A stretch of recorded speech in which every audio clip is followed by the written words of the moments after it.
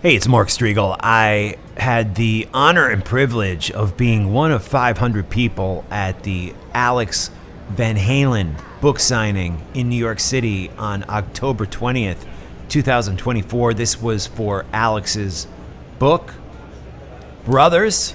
And not only was he signing copies for everyone, he took pictures, he engaged in conversation, he seemed happy.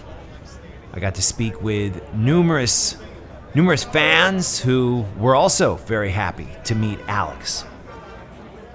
This is Gus Gressinger. You might know me from BackstageAccess.com and from Buffalo, New York. What was it like being one of the first people in line here at Alex Van Halen's first public appearance in, like a decade, right? Yeah, so 2015 Hollywood Bowl was his last show. We saw him in August at Darien Lake that same year. And it was great. He was in great spirits. He was smiling, very appreciative that we came, and actually stood up and took a photo with us, which we're all happy about. Me and the guy that I'm with, he was number 11, I was number 10. Came in from Buffalo last night, so we're very happy. So they basically have the area where Alex is completely curtained off, so people cannot really see what's going on. High security event, sold out at Barnes & Noble in New York City. All right. What's your name? Eddie. Where are you from? Long Island, Northport. And who'd you meet here today? The legend Alex Van Halen. What was he like? Alex, calm, cool, great, beautiful smile. Just a trip really meeting him finally in person after being a fan for almost 50 years. You got a book? Can you hold up the book? Yep. This is his new book. Brand new book about him and his brother.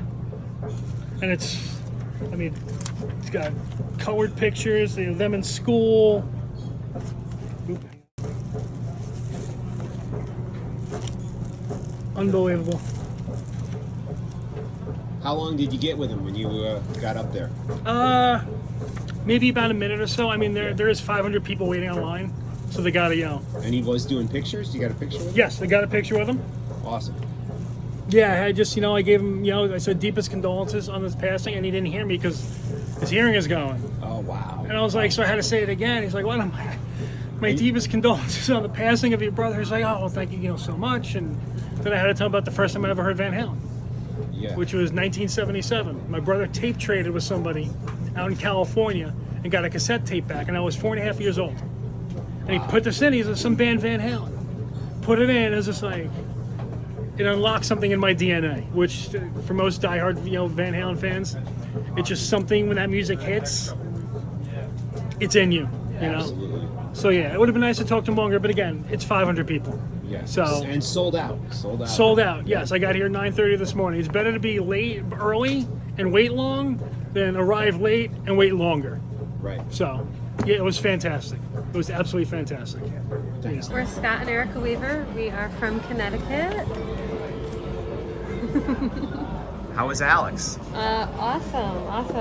I told him I can't wait to read it, and he said, I was about to say me too, and then he started laughing, so that was super sweet.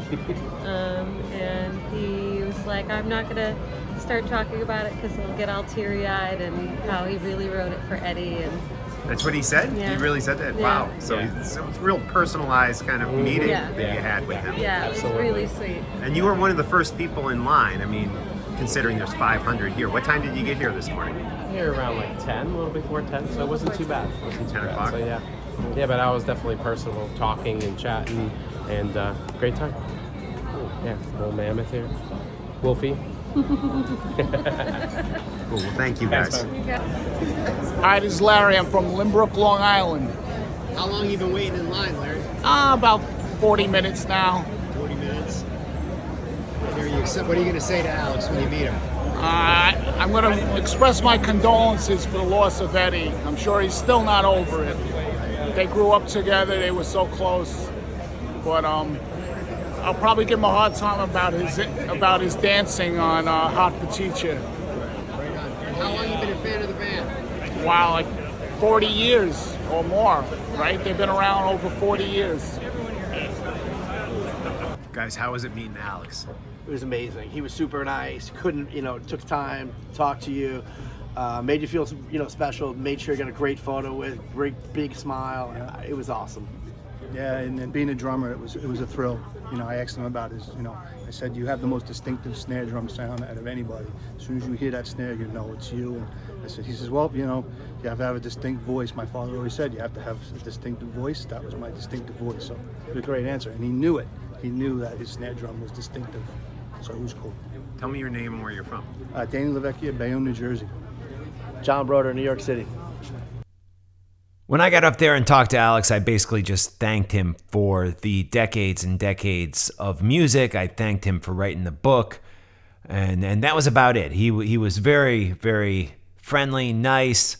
He actually got a question from the guy in front of me in line, which was, do you miss playing drums? And this isn't verbatim, but he said something like, I don't, because I still play them.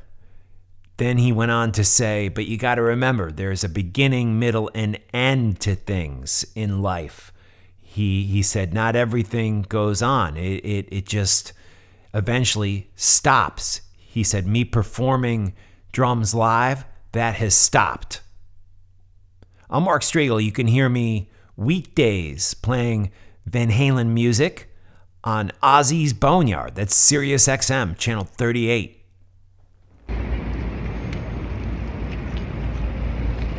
Amazing event in New York City today. Alex Van Halen doing a book signing. And he was so nice. He took time to talk with each and every person who was there. And just very, very impressed. And stood up to take pictures with everybody. What a nice guy. Living legend.